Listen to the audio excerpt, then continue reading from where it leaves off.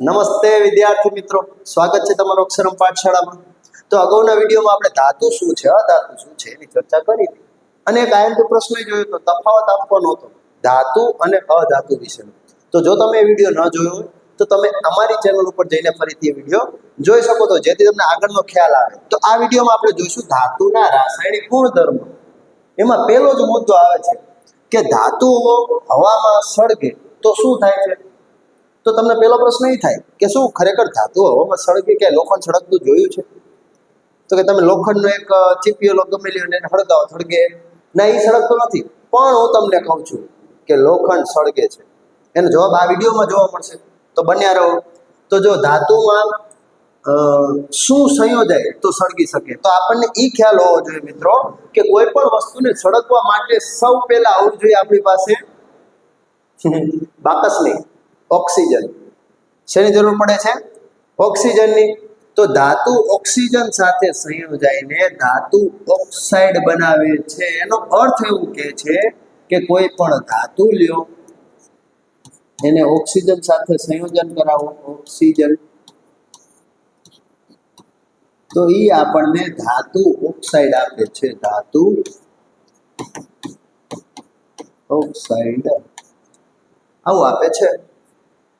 તો અલગ અલગ ઉદાહરણ જોઈએ કે સોડિયમ ધાતુ છે. આપણે અગાઉના પિરિયડમાં જ વાત કરીએ, અગાઉના લેક્ચરમાં આપણે વાત કરીએ કે સોડિયમ ધાતુને જો ઓક્સિજન સાથે સંયોજવામાં આવે છે તો એ સોડિયમ ઓક્સાઇડ નામનું સંયોજન આપે છે. એમ કેલ્શિયમને જો ઓક્સિજન સાથે સંયોજવામાં આવે છે તો કેલ્શિયમ ઓક્સાઇડ બનાવે છે, CaO. હવે એનું રાસાયણિક નામ, એનું સામાન્ય નામ, એ જ બધું અગાઉના ચેપ્ટરમાં આપણે ભણી ગયા છીએ. બીજું એક આપણે ભણી ગયા છીએ, એ આપણે રાસાયણિક પ્રક્રિયા લખીએ. આયનને જો ઓક્સિજન સાથે ભેળવવામાં આવે છે તો Fe2O3 બનાવે છે. એ પણ આપણે ભણી ગયા છીએ ક્ષારણવાળા પાઠમાં. કે ક્ષારણ એટલે શું? તો આ કટાઈ જેવું આ કાટ છે. જો લોખંડને ઓક્સિજન સાથે પ્રક્રિયા કરાવે તો કાટ Fe2O3 બને છે. એમ આપણો ફેવરેટ ધાતુને સળગાવવાનું તો કે મેગ્નેશિયમની પટ્ટીનું હવામાં દહન, Mg ને જો ઓક્સિજન સાથે સંયોજવામાં આવે તો મેગ્નેશિયમ ઓક્સાઇડ બનાવે છે. સંતુલિત કરી દઈએ આપણે. તો આ કંઈક એવું થાય છે કે ધાતુને ઓક્સિજન સાથે ભેળવો છો એટલી વાર ધાતુ ઓક્સાઇડ બને છે. આ સિમ્પલ વસ્તુ છે. પણ ધાતુ ઓક્સાઇડ કેવા હોય છે? તો ધાતુ ઓક્સાઇડ સ્વભાવે બેઝિક હોય છે. એ કઈ રીતે ખબર પડી કે ધાતુ ઓક્સાઇડ બેઝિક હોય છે કે એસિડિક? એ કઈ રીતે ખબર પડી? તો તમારે એક ચેપ્ટર છે એસિડ, બેઝ અને ક્ષાર. તો એમાં એવું કહેવામાં આવે છે કે જ્યારે એસિડ અને બેઝ બંને પ્રક્રિયા કરે ભેગા થઈને તો ક્ષાર ને પાણી ઉત્પન્ન થાય. હવે તમને કોઈ પદાર્થની ખબર નથી કે આ કેવું છે, અને તમે જો એસિડ સાથે એની પ્રક્રિયા કરાવો અને ક્ષારને પાણી ઉત્પન્ન થાય તો શું હોય? બેઝિક હોય. એવી જ રીતે ખ્યાલ પડ્યો કે ધાતુ ઓક્સાઇડ સ્વભાવે બેઝિક હોય છે.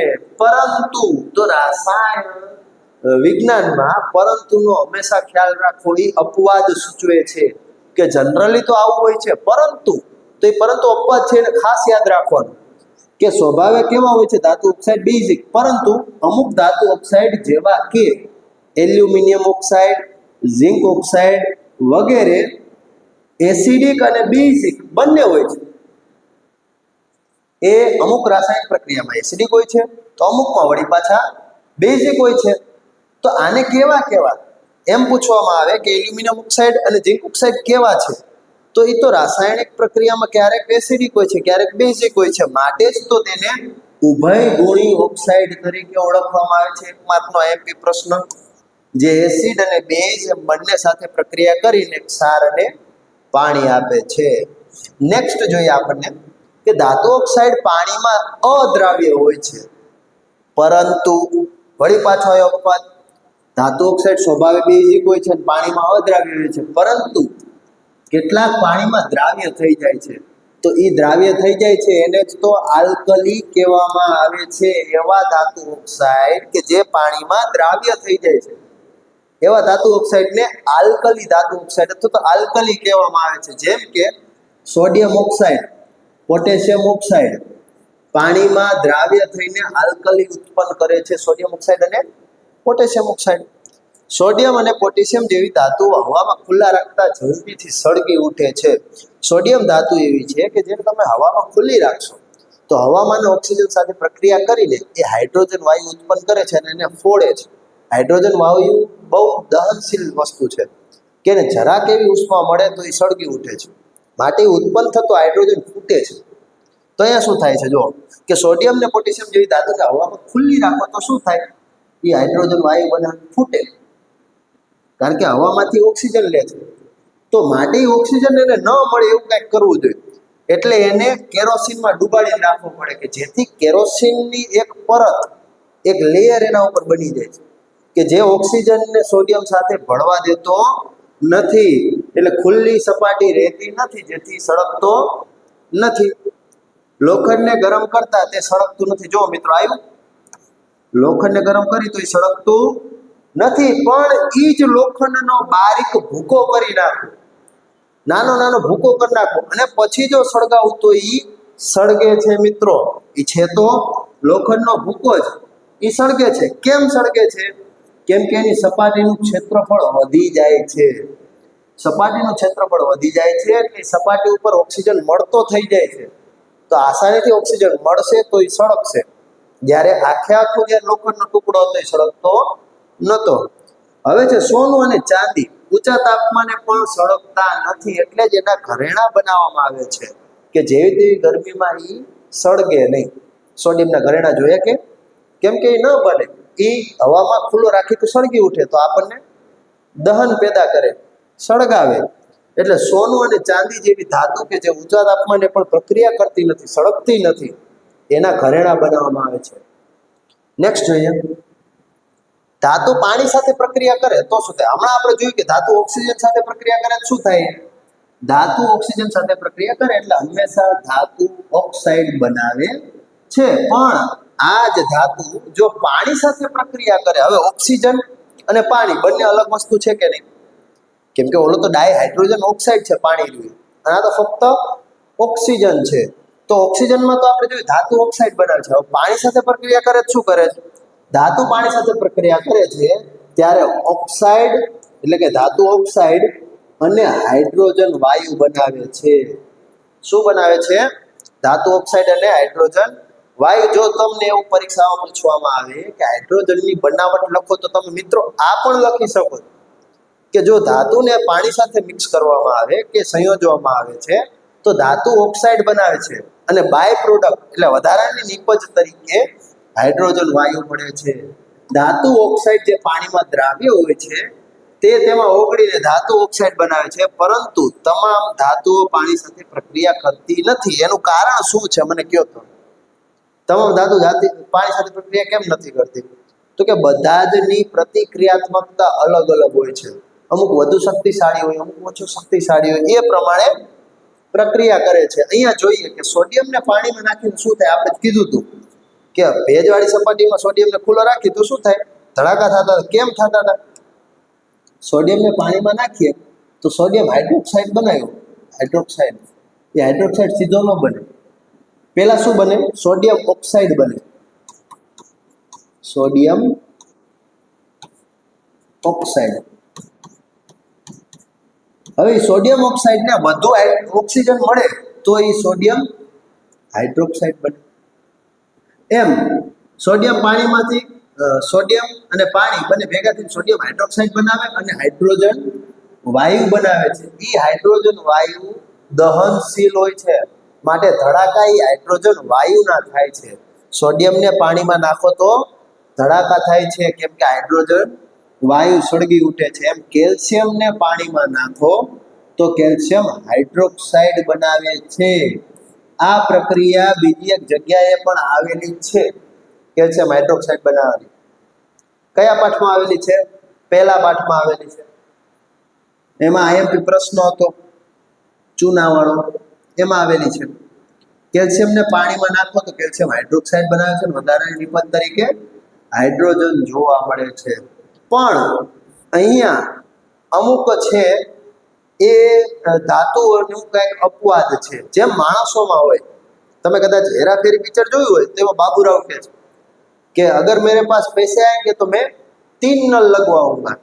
एक के नीचे ठंडा पानी आएगा तो जिसको ठंडे पानी से नहाना है वो उसके नीचे बैठ जाए। एक गर्म पानी का नल होगा कि जिसको गर्म पानी से नहाना है वो उस नल के नीचे बैठ जाए। और तीसरा, उसमें पानी नहीं आएगा, मतलब जिसको नहीं नहाना है वो उस नल के નીચે બેઠ જાય। પણ એ તો કોમેડીની વાત છે, પિક્ચરની વાત છે, પણ ખરેખર ધાતુ ઓક્સાઇડમાં પણ આવું કંઈક જોવા મળે છે। આવા નખરા ધાતુ ઓક્સાઇડ પણ કરે છે। કેવા નખરા જુઓ અહીંયા કે પોટેશિયમ અને સોડિયમ જેવી ધાતુઓ ઠંડા પાણી સાથે ઉગ્ર રીતે પ્રક્રિયા કરે છે। તો આ ઠંડા નળવાળા અહીંયા જો, અને બનતા હાઇડ્રોજનને સળગાવી ઉઠે છે। માટે આ પ્રક્રિયા આવી ગયો આ તફાવત આપણે ઉષ્માક્ષેપક અને ઉષ્માશોષકમાં। તો આ સોડિયમ અને પોટેશિયમ ધાતુ ઠંડા પાણી સાથે ઉગ્ર રીતે પ્રક્રિયા કરે છે ત્યારે એ પ્રક્રિયા ઉષ્માક્ષેપક બની જાય છે। કેલ્શિયમની પાણી સાથેની પ્રક્રિયામાં હાઇડ્રોજન ફૂટતો નથી, પરંતુ ઉત્પન્ન થતો હાઇડ્રોજન વાયુના પરપોટા ધાતુની સપાટી પર ચોંટી જાય। સોડિયમના શું થતું હતું, હાઇડ્રોજન ઉત્પન્ન થતું હતું અને ફૂટી જતો હતો। પણ કેલ્શિયમ જ્યારે પાણી સાથે પ્રક્રિયા કરે છે તો કેલ્શિયમ હાઇડ્રોક્સાઇડ બને છે। ત્યારે એ વાયુ જે છે એ વાયુ આના પરપોટા બનાવે છે કેલ્શિયમ હાઇડ્રોક્સાઇડ વાળા, એટલે એક પરપોટા જેવી રચના ધરાવે છે। પણ ત્યાં એ હાઇડ્રોજન ફૂટતો નથી, ફૂટે છે ખાલી પોટેશિયમ અને સોડિયમમાં, કેલ્શિયમમાં ફૂટતો નથી। હવે બીજી વાત જોઈએ, આ એક થઈ ગઈ। મેગ્નેશિયમ ધાતુ ઠંડા પાણી સાથે પ્રક્રિયા કરતી નથી। હવે મેગ્નેશિયમ કે મને ઠંડુ પાણી ગમતું નથી, આ બીજા નળવાળા કયા, ગરમ નળવાળા જો। મેગ્નેશિયમ ધાતુ ઠંડા પાણી સાથે પ્રક્રિયા કરતી નથી, તે ગરમ પાણી સાથે પ્રક્રિયા કરે છે। તો એને ગરમ પાણી સાથે પ્રક્રિયા કરવા દેવાની। મેગ્નેશિયમ ગરમ પાણી સાથે પ્રક્રિયા કરે છે, જ્યારે સોડિયમ પોટેશિયમ ને કેલ્શિયમ ઠંડા પાણી સાથે। હવે નવું આવ્યું એમનું નખરું, શું નખરા કરે તો કે એલ્યુમિનિયમ લોખંડ અને ઝીંક જેવી ધાતુઓ ઠંડા કે ગરમ પાણી સાથે પ્રક્રિયા કરતી નથી। તો આ તો એમ કે અમારે સ્ટીમ બાથ લેવું છે, તો એટલા માટે વરાળ સાથે પ્રક્રિયા કરે છે, ગરમ કે ઠંડા પાણી સાથે પ્રક્રિયા કરતું નથી। કોણ, એલ્યુમિનિયમ લોખંડ અને ઝીંક ધાતુઓ ઠંડા કે ગરમ સાથે પ્રક્રિયા કરે નહીં, ફક્ત ને ફક્ત વરાળ સાથે પ્રક્રિયા કરે છે।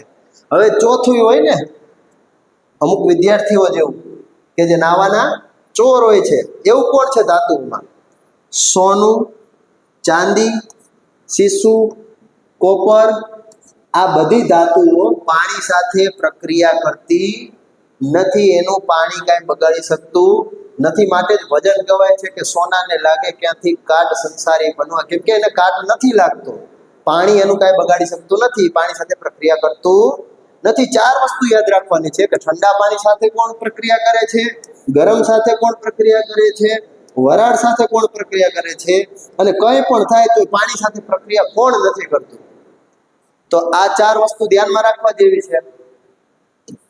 તો આ આપણો થયો ધાતુની પાણી સાથેની પ્રક્રિયા।